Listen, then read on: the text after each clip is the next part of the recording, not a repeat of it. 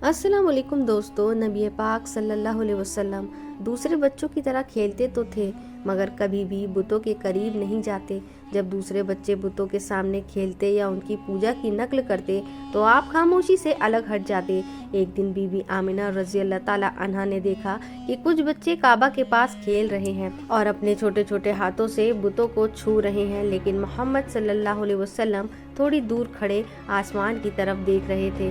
बीबी आमिना रज़ी अल्लाह ताला अन्हा ने हैरानी से पूछा, बेटा मोहम्मद, तुम इनके साथ क्यों नहीं खेलते? हुजूर सल्लल्लाहु अलैहि वसल्लम ने मासूम अंदाज में जवाब दिया, अम्मी, ये तो पत्थर हैं, ना ये सुनते हैं ना देखते हैं, मुझे इनमें कुछ भी नजर नहीं आता। ये सुनकर बीबी आमिना रज़ी अल्लाह ताला अन्हा की आंखें नम हो गईं। उन्होंने बेटे को सीने से लगा लिया और उनके दिल में ये यकीन और पुख्ता हो गया कि ये बच्चा अल्लाह की तरफ से भेजी गई एक खास अमानत है। जब नबी पाक सल्लल्लाहु अलैहि वसल्लम 6 साल के हुए तो बीबी आमिना रज़ी अल्लाह ताला अन्हा ने फैसला किया कि वह बेटे को लेकर मदीने जाएं। वहाँ उनके रिश्तेदार रहते थे और वह चाहती थी कि मोहम्मद सल्लल्लाहु अलैहि वसल्लम अपने वालिद की कब्र की ज़ियारत भी कर लें, जो मदीने में ही थी। सफ़र आसान नहीं था, रेगिस्तान की गर्म हवा, ऊँटों की सवारी और लंबा रास्ता, मगर मोहम्मद सल्लल्लाहु अलैहि वसल्लम की आंखों में सब्र हौसला नजर आ रहा था। मदीने में वह तकरीबन 1 महीने ठहरे। रिश्तेदारों से मुलाकात हुई। जब हजरत अब्दुल्ला की कब्र पर पहुँचे तो बीबी आमिना रज़ी अल्लाह ताला अन्हा ने कहा, बेटा, यही तुम्हारे वालिद की कब्र है, वह तुमसे बहुत मोहब्बत करते थे। हुजूर सल्लल्लाहु अलैहि वसल्लम खामोशी से कब्र के पास खड़े रहे।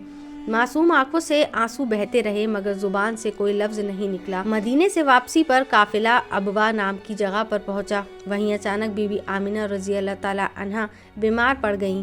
बीमारी इतनी बढ़ गई कि चलना फिरना मुश्किल हो गया। उन्होंने बेटे को सीने से लगाकर कांपती आवाज़ से कहा, बेटा मोहम्मद, शायद अब मैं तुम्हारे साथ ज़्यादा देर ना रह सकूं, मगर याद रखना तुम कभी अकेले नहीं रहोगे। अल्लाह तुम्हारे साथ है। तुम्हें एक ऐसी जिम्मेदारी मिली है जो दुनिया में किसी और को नहीं मिली। 6 साल के हुजूर सल्लल्लाहु अलैहि वसल्लम की आंखों से आंसू बह रहे थे मगर चेहरा सुकून से भरा हुआ था।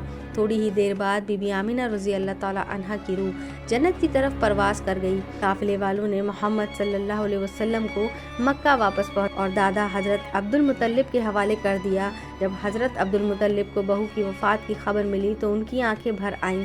उन्होंने नन्हे मोहम्मद सल्लल्लाहु अलैहि वसल्लम को गोद में लिया और कहा, बेटा, ये तुम्हारे रब की आजमाइश है, इससे घबराना मत, तुम्हारा दादा जिंदा है और मुझे यकीन है कि तुम्हारा रब हर लम्हा तुम्हारा सहारा बनेगा। इसके बाद हजरत अब्दुल मुत्तलिब मोहम्मद सल्लल्लाहु अलैहि वसल्लम को अपनी जान से भी ज़्यादा चाहने लगे।